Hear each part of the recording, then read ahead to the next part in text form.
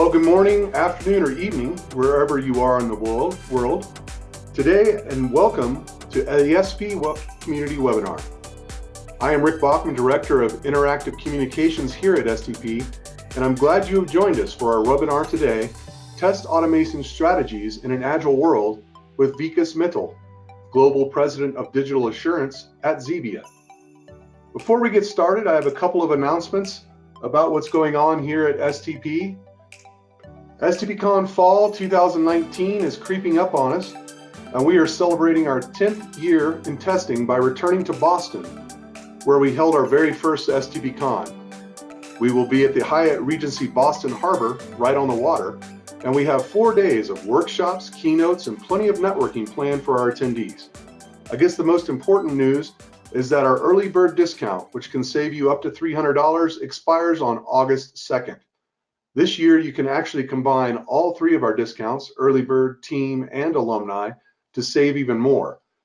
You can learn more about our speakers, agenda, and discounts at stpcon.com. Our next webinar is on July 24th with Lean and Agile consultant Liz Keogh, entitled Kinabin for Espers. Please stop by SoftwareTestPro.com/training to check out the full list of webinars.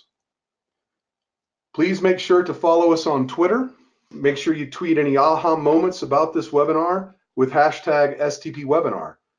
Don't forget to give today's speaker credit by including his Twitter handle here. All right, let's go ahead and get started. I'm just going to do a quick introduction of our speaker today. As I mentioned before, Vikas Mittal is the Global President of Digital Assurance at Zebia. A leader by spirit, Vikas is spearheading his team of digital assurance professionals at Zebia, helping and supporting them in accomplishing their personal as well as company goals. His expertise in architecture, design, and implementation of test automation frameworks and solutions enables him to serve Zebia's high-end customers as well. As an IIT Delhi engineering graduate, Vikas has made his career with such companies as Infogain, IBM, CMS, and Fiserv. He holds many technical certifications. His focus area also traverses the development of automation solutions for software testing lifecycle and DevOps, using the latest technological innovations in machine learning and predictive analytics.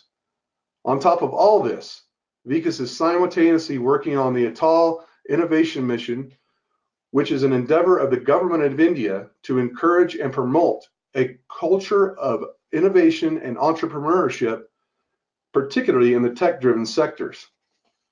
Vikas is a keynote speaker and mentor who loves to empower individuals by sharing his life learnings and impart knowledge on them.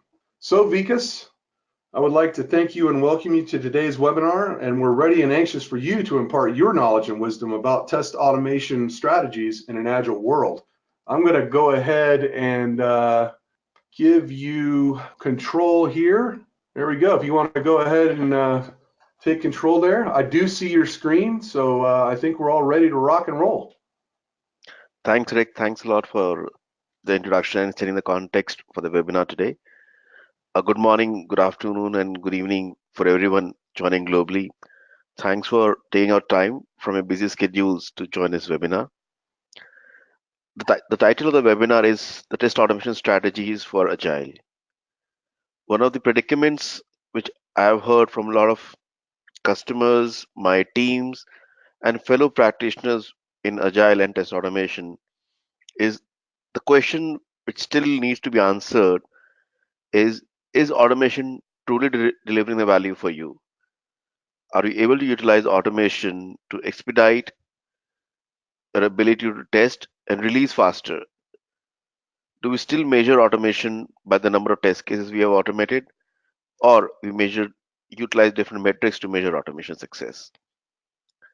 These are the questions which I have been asking a lot of my customers, my teams, and I would try to share my experiences on what are the strategies which can be followed for you to have a right answer to this question, for you to show the right metrics of ROI being delivered by automation in an agile world.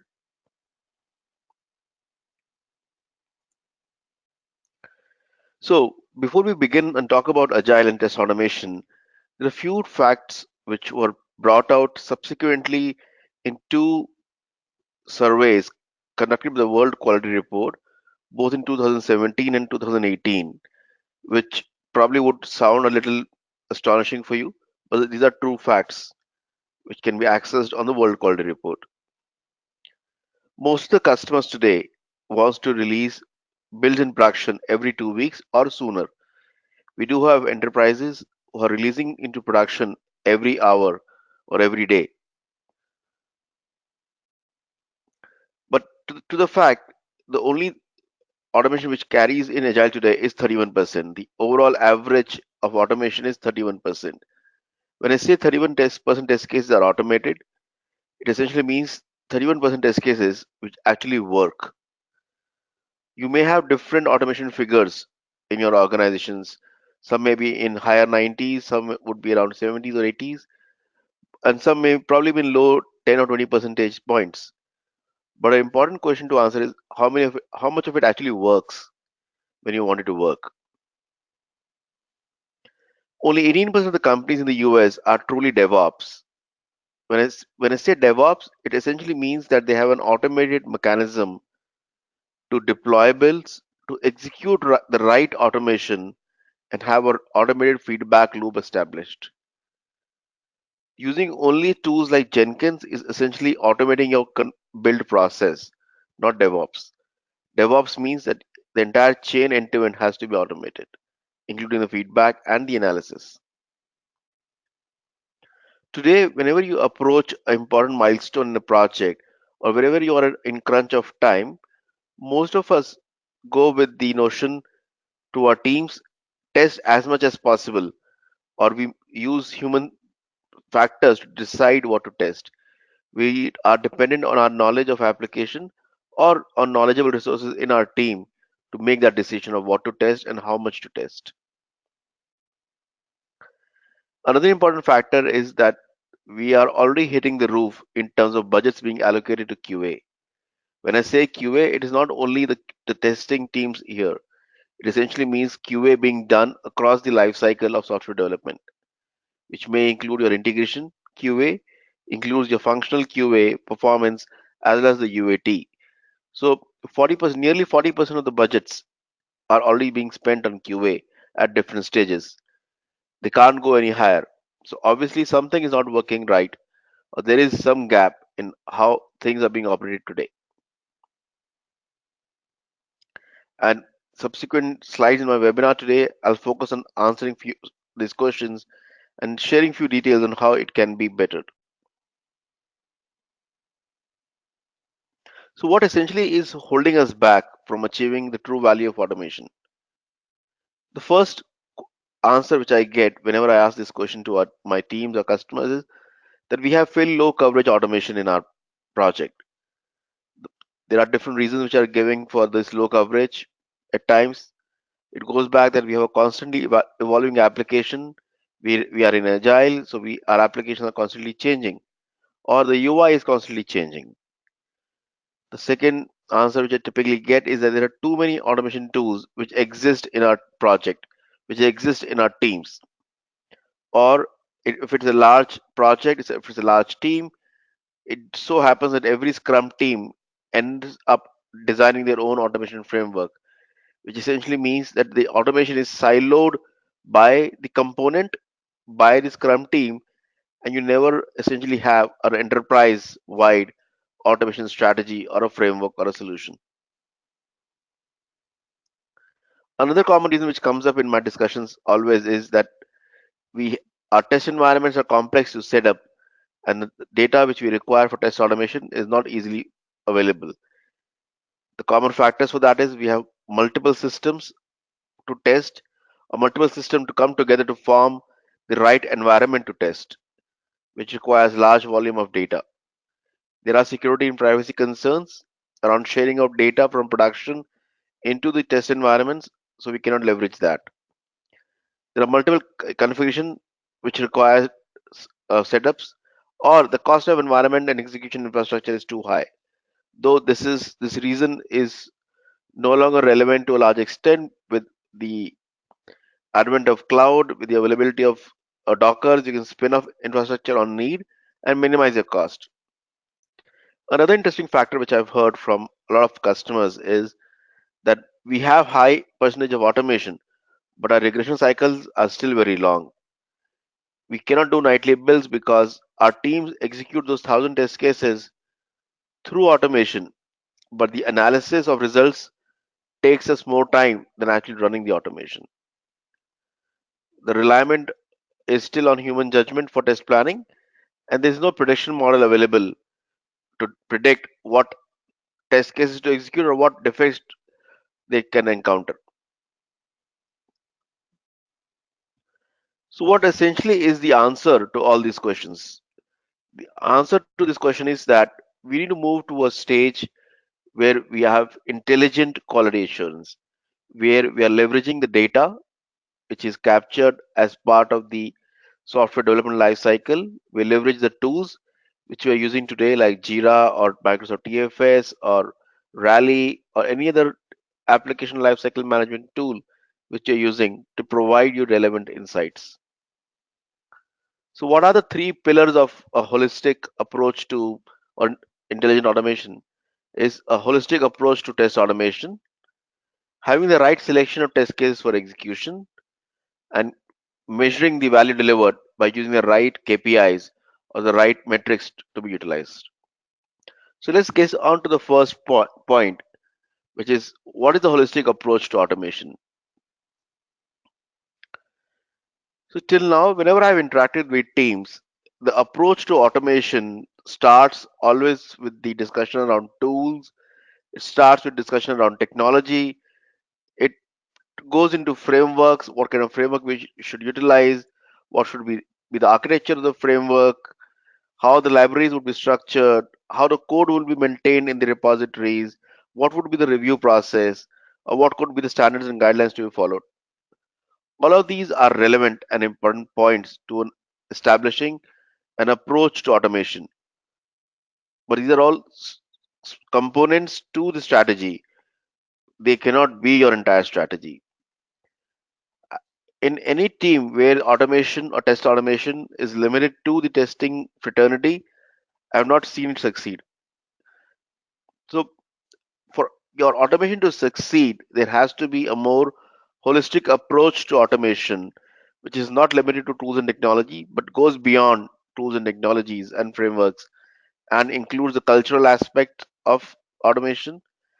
It includes how the bonding has to take place between the testing team and the development team, and also how it has to be aligned with your application architecture and programming languages to build your application. So, what is the first step towards a holistic approach to automation? To identify what are the right use cases to even automate. Till date, I'm sure most of you would have been following that approach, which all of us have been following over the years, of mapping or using manual test cases as the requirements for automation. By optimizing the manual test cases, we have been performing automation and measuring our coverage for automation primarily or mainly through the coverage percentage of manual test cases. So all of us report metrics that I have 80% automation coverage. That more or less in majority cases would is means that I have 80% of manual test cases automated. Though I've seen a lot of teams adopting code coverage as well now by utilizing tools like Emma to find out when their automation runs, what percentage of code is actually touched upon by the automation. But is the mapping between manual test cases or considering manual test cases as the right set for automation delivering value? I've not yet seen it delivering the value to the extent where it is benefiting the actual team of leveraging automation. One approach which I've been following with a lot of my teams for last couple of years and which has been delivering success for us is move away from the approach of mapping automation to manual test cases, but adopt automation towards user journeys and personas. So what we do is essentially identify end-to-end workflows to be automated in our application, along with the actors or the user personas which play a role in that business workflow, and the test data combination which can be leveraged to trigger different business rules in that workflow. So once we automate that one single use case workflow with data combinations, we are able to leverage and identify different business flows, different business rules, and validate how an end user would essentially be using or leveraging my application.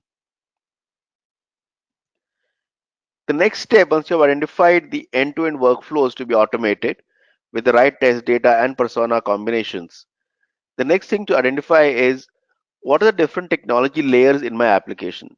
What is the architecture of my application? How it is structured? And should I devote all my automation energies on the top UI front end? Or if if you talk about any modern day architecture being utilized by applications where microservices are playing a key role, a lot of business logic now resides inside the microservices or API. So should our automation be still be front end oriented, or can we adopt an automation strategy which is a combination of both front end and the API layer or the microservices layer, and we create end to end workflows by automating across these layers? That essentially helps A to expedite the automation process completely, because API automation can be much faster to develop, maintain, and execute. At the same time, takes away the notion of or the maintenance effort linked with the UI automation. So that is another question to be answered as a team, that okay, what layers we would focus on from an automation perspective, and how our automation approach would tie up to the layers which you are automating against. The third step is to identify what is the right language, right programming language to be leveraged for automation, and which is the right tool to be utilized to build my automation scripts. What I've seen being successful is if you pick up a programming language which your development team also understands, it helps and aids in adoption of automation across the team. Then the test automation which you are building is not limited to only the testing team, but it is cross leveraged by the team across the board, where by making developers our friend, we are actually contributing to the perspective of how test automation is essentially utilized and delivered.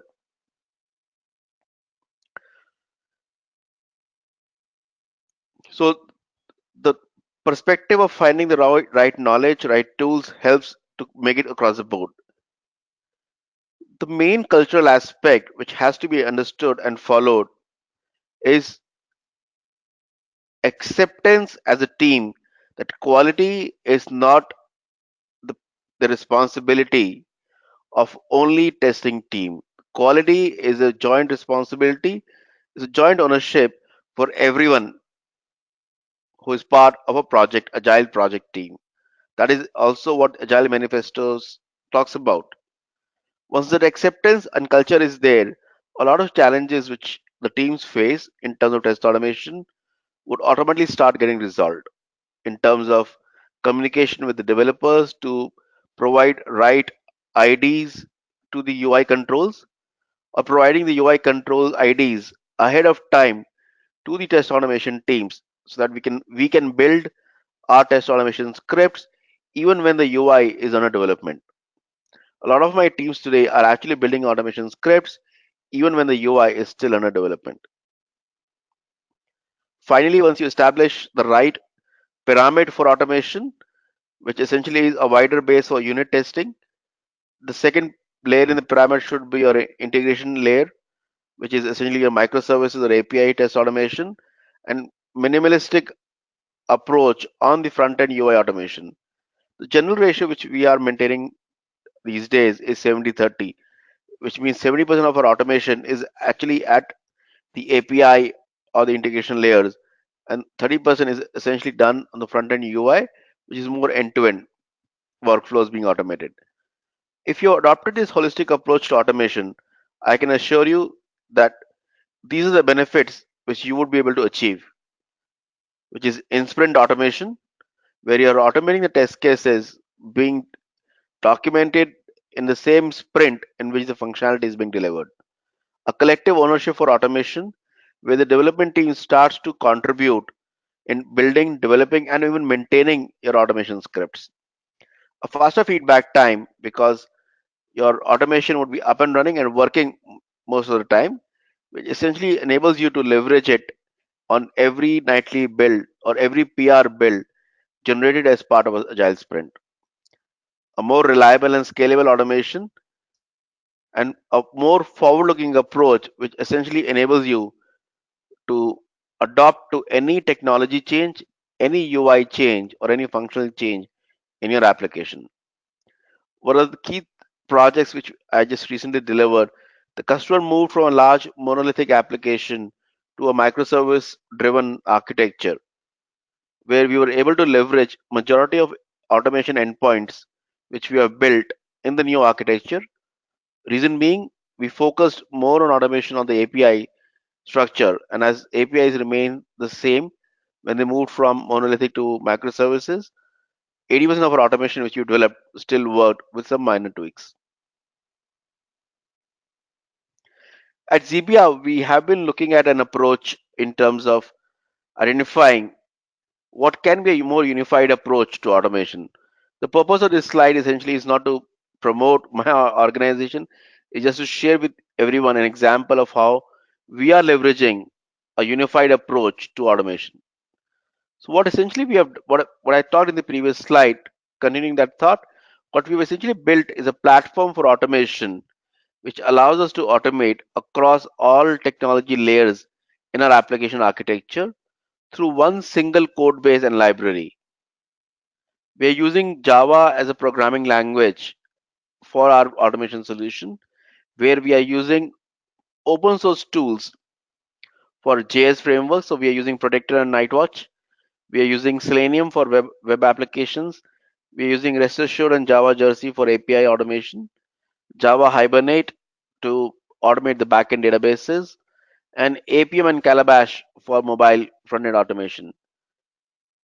But instead of these tools living in silos, what we have done is we are using dependency injection framework, which allows us to es- essentially instantiate the object for majority of this tool upfront and then pass them on throughout our test cases, where our test case is an end-to-end workflow which can essentially start from a front-end web-based front-end UI application, goes through an API integration validation to a mobile application and then back on a front-end application. So this end-to-end workflow can easily be automated as one single test case, one single use case. What we've essentially done to bring in our functional engineers who are part of our teams in Agile Sprint, contribute to the realm of automation. We have adopted a behavior driven approach to our test framework where we are allowing our functional engineers to contribute to writing test automation script by building the feature files and documenting or creating the step definitions. At the same time, the benefit which we have been able to leverage is obviously increased ROI because it's completely based on open source. We are able to reduce our script development and maintenance effort by 40 to 60%. In the next few slides, I will show how we are leveraging machine learning to be more proactive in terms of our test planning and doing more targeted regression using point of failure analysis. We have much higher coverage because of our movement away from test case based automation mapping to more end to end user workflow mapping. And at the same time, the function library which we have built also does a proactive, preemptive performance and load test where it captures the response time for all our web pages. It captures the response time for all our APIs as and when our functional automation scripts are executed. The entire solution is DevOps integrated and gives a metrics dashboard which the executives have a clear view of why and where the automation is failing and what has been the maintenance effort. Now, coming to the next part of the holistic approach to test automation or intelligent QA is how do you do the right selection of test cases? How do you identify what are the right test cases to be executed, developed, or automated? If you talk about a test suite configuration, today most of us configure a test suite by functional modules, by the manual test case we are documented. We assign priorities to test cases at the time when we are documenting those test cases. But how relevant those priorities remain over a longish period of time? If you go away from that approach and look at all the upstream data and the downstream data in a software development lifecycle, you'll be able to find astonishing facts on how and where the priorities are still relevant. When I talk about the upstream data, is essentially right from requirement stage to production rollout. It is basically the requirement traceability matrix to one extent, where you're mapping your requirement to the test cases, you're mapping the test cases to the defects. That is one upstream data which is maintained. The next example of an upstream data is when you have moved a functionality to production or UAT, how and how you identify those defects there and map them to the requirements and the test cases. The downstream data essentially talks about the data being captured in production in terms of test data, in terms of telemetry, which basically means how the end user is using your application, what are the navigation paths they are adopting on your application or they are following on your application, what kind of customer issues are being reported in production by the end users, what kind of browser, OS devices they are using to access your application. If you look at the telemetry data, it will throw up a lot of interesting facts in terms of the perceived notion of value of a particular functionality or importance of a particular module in the application versus what the users are actually using. If you correlate these two data points, which are captured as part of the development lifecycle, and the ones which are captured as part of the production lifecycle, and create a correlation ring around that, it will be easily able to tell you and identify what are the most relevant modules to be validated and tested for your given application at any point of time. Also, it will be able to tell you and identify what prioritization should be given to test cases. We recently implemented this approach for a customer where we considered following input parameters to establish this algorithm. The first parameter was what is the amount of code churn which is happening with every sprint, with every agile release. What are the different functional modules which exist in the application with their business criticality? How interlinked are those functional modules and what is the dependency they have within each other? What is the number of test cases which exist by a functional module? How the test cases are interdependent on each other? What has been the previous execution history for a test case? What is the priority assigned for a test case? How much time a particular test case is essentially taking for execution? The, the percentage time taken for execution is important in case you have a hot fix and you want to validate and test that hot fix within a given stipulated amount of time. With this parameter being available, you can easily configure a test suite which executes within that specified time but provides maximum coverage. We also looked at the data in terms of the number of defects by functional modules, what are the severity and priorities attached to every defect, and how many defects relate back to a test case. An important parameter which you see here is the defect count by developer. We all have those developers in our teams who tend to release more buggy code. And whenever they are doing a deployment, we need to be extra cautious, extra careful in terms of what we are validating or testing against. If coming back to agile way, we also look at the user stories by priority, by complexity, and again by the developers delivering user stories in a given sprint.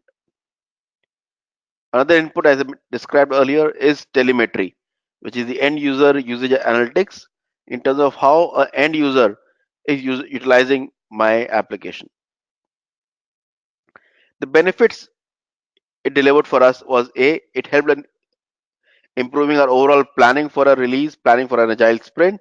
We were able to identify where to devote and dedicate resources for testing, how to effort plan my entire release. The development team was able to identify what combination of functional module when checked in together can break the code. From a testing perspective, we were able to identify the gaps in terms of test data which we were utilizing and which came as combination in production. Also, to identify the navigation path and coverage which was happening in production but probably was missing in our test cases.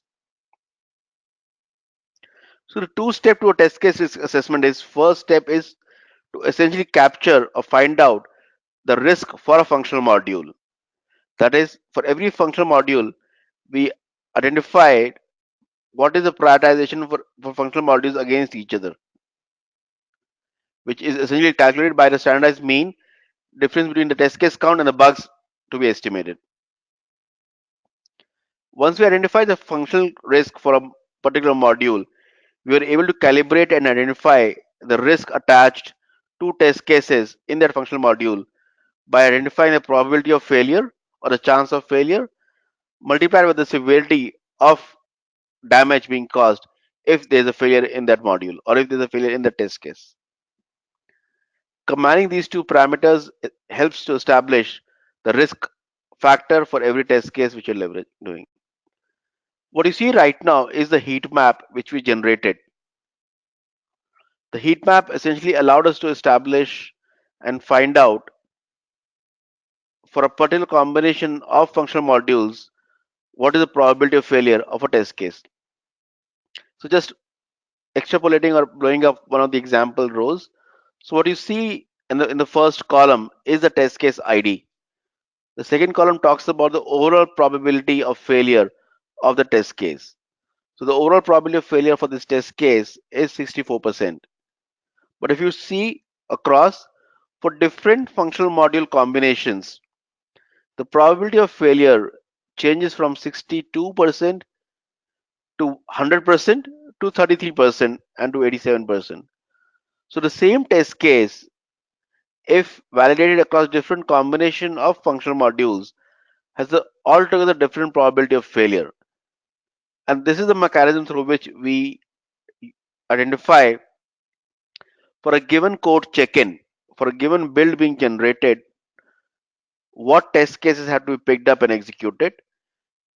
And that measure is in the hand of the automation engineer or the manager to essentially set up the parameter that execute all test cases beyond a certain percentage point probability of failure. In our case, we utilize 70% as the benchmark. So execute all those test cases which have 70% and higher probability of failure in the first go. By doing such, we were able to eliminate the need for a smoke and sandy test suite and execute our regression automation bed in multiple iteration over a 2 week sprint to finally eliminate the need of a hardening sprint. As our releases were after every 2 weeks, a minor release was supposed to go, and at the end of 4 sprints, a major GA used to happen. So, as part of the earlier process, we used to have a fifth sprint before a GA release, which was essentially a hardening sprint, which was meant to execute all our regression automation test cases, plus the entire Scrum team, the entire product team, focusing on testing.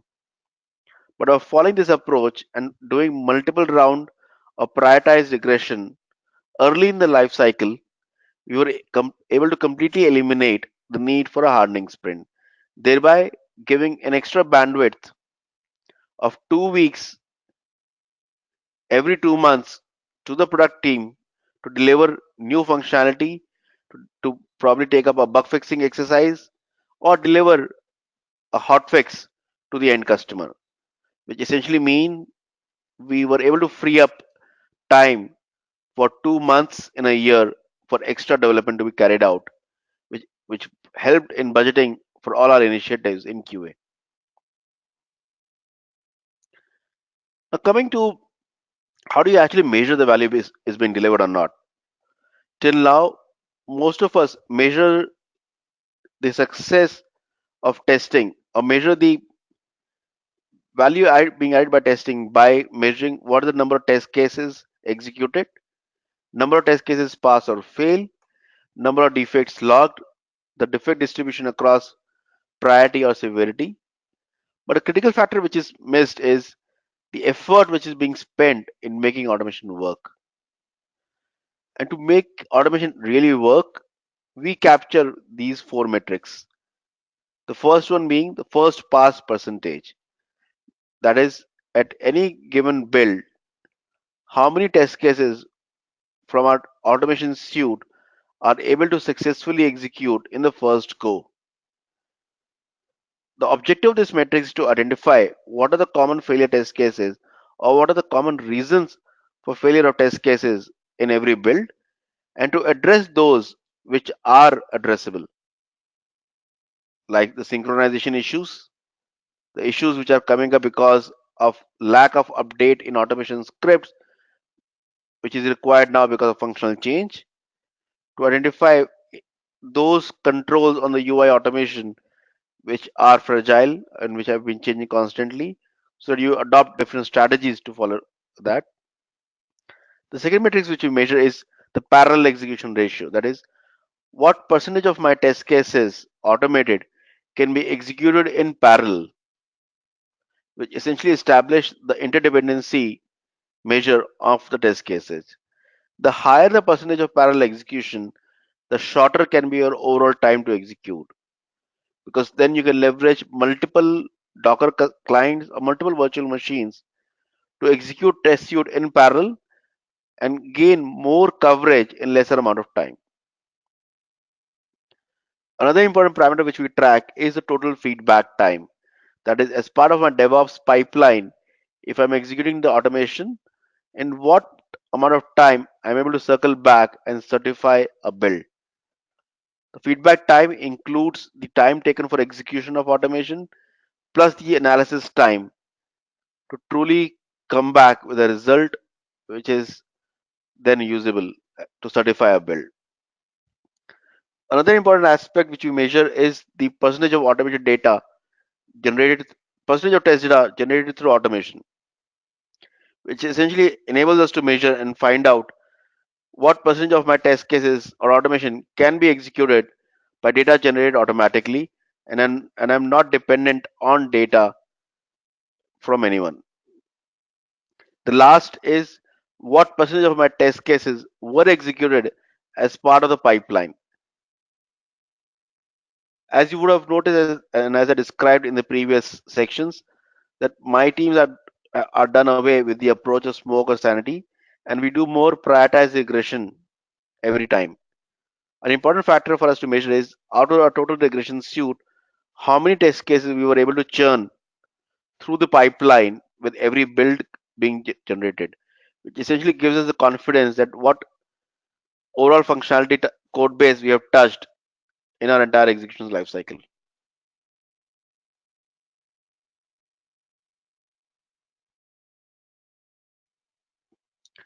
Once you follow these two approaches and combine the benefits to two, you're actually unlocking the value of cognitive test automation, which essentially means you're leveraging the right framework, right approach to automation, right strategy for automation, which gives you a more unified automation solution.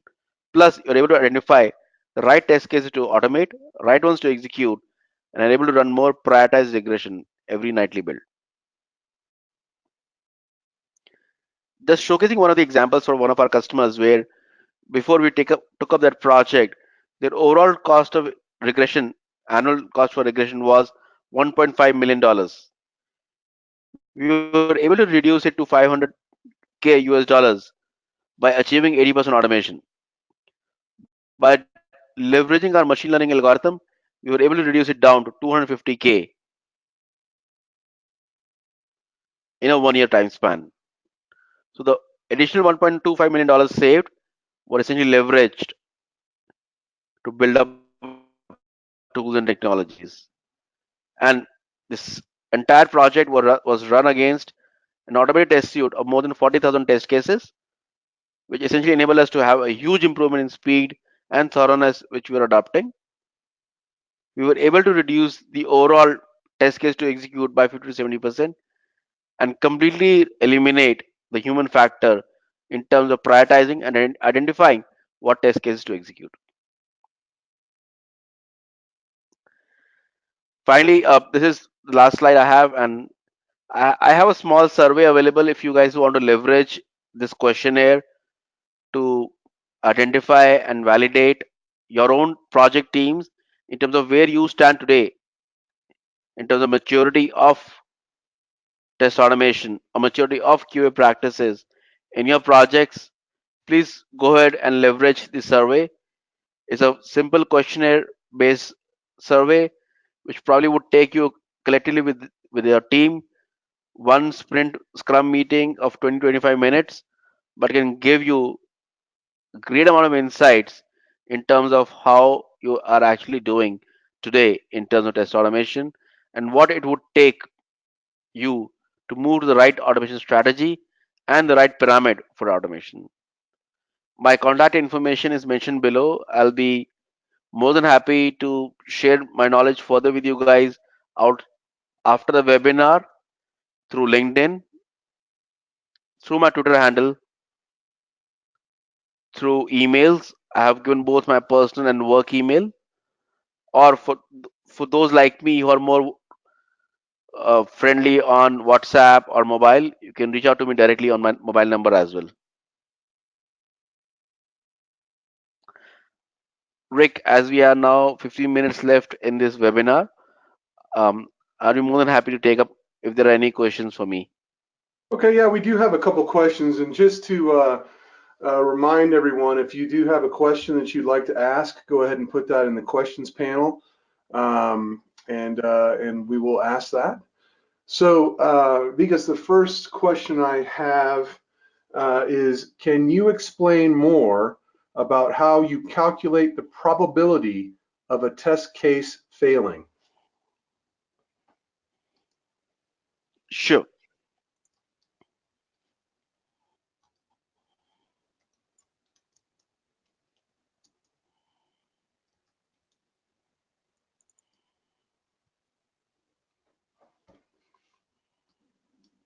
Vikas? Yeah. So, Rick, are you able to see my screen? I'll just open an Excel file. Yeah, we can see your screen. We're still on the contact slide, but there we go. Looks like you're switching some stuff around now.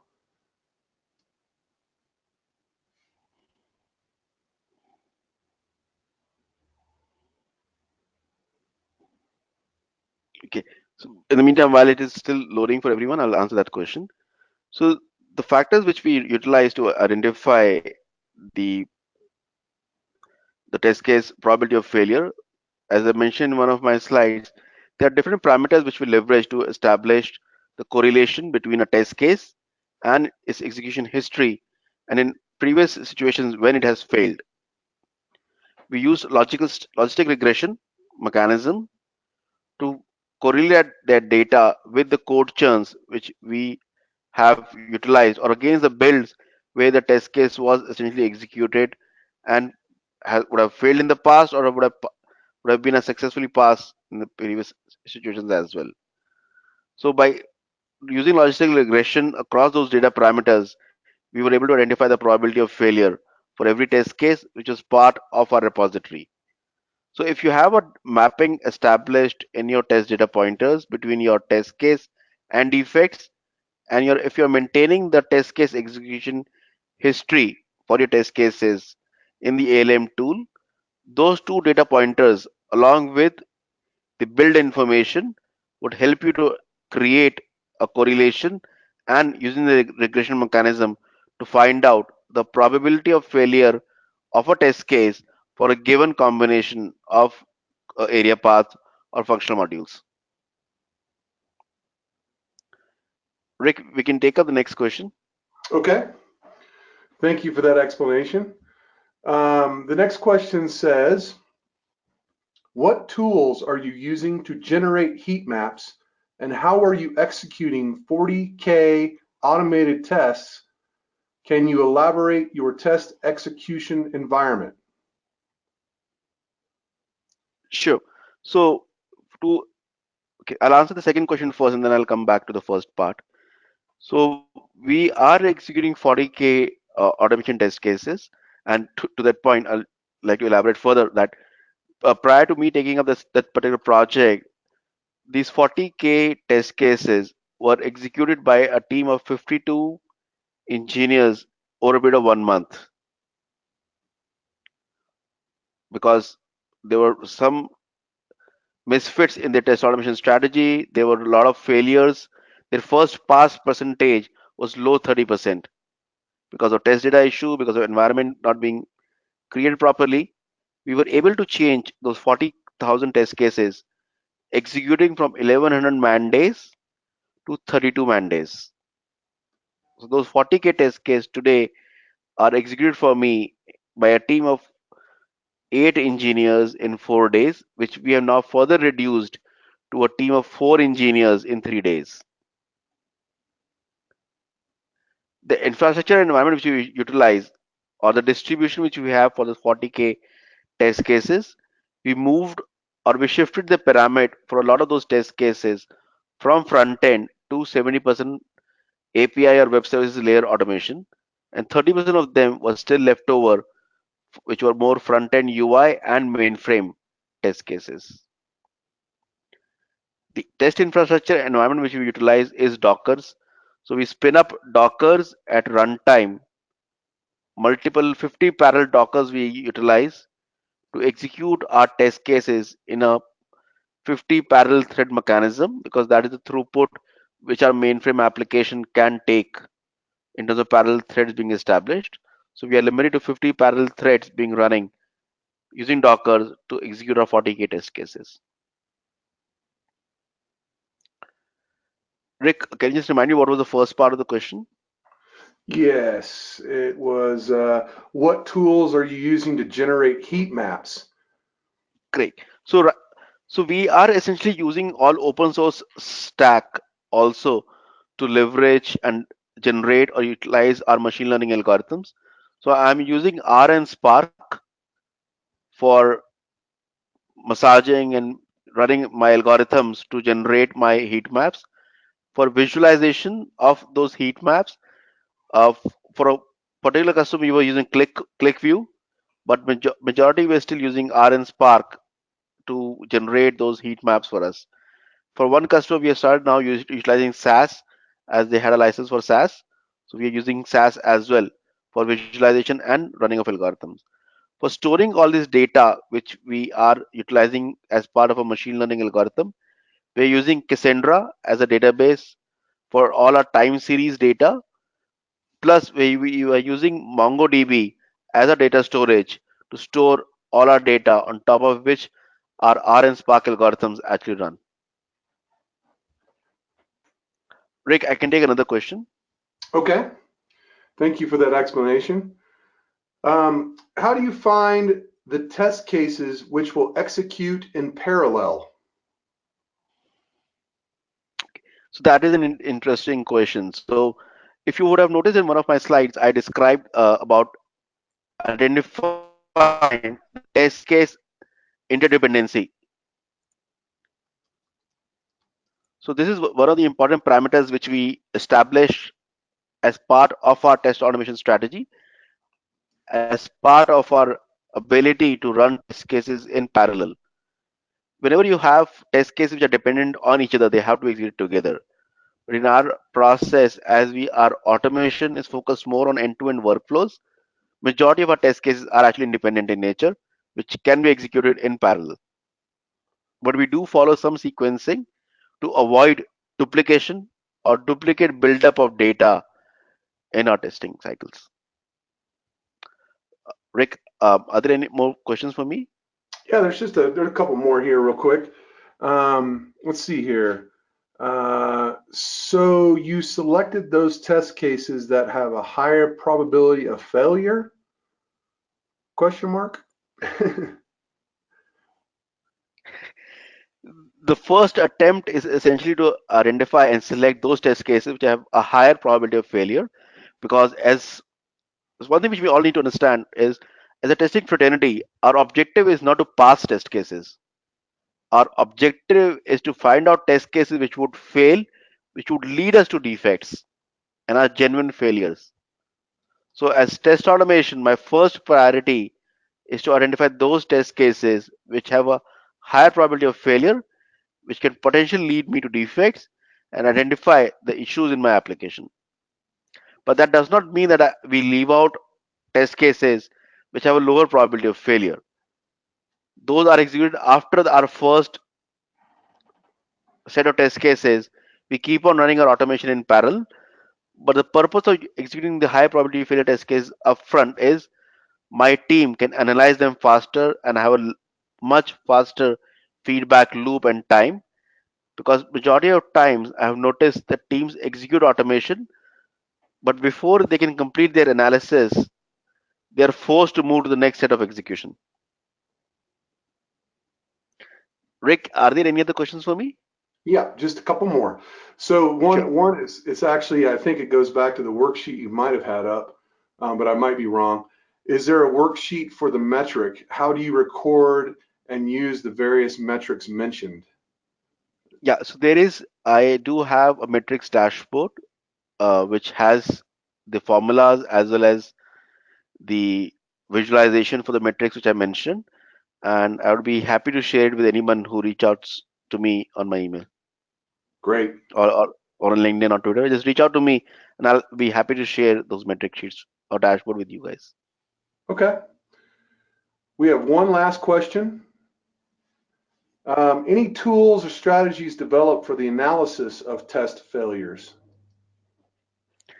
So we do have a tool right now where we have, actually that is an interesting part which I forgot to share.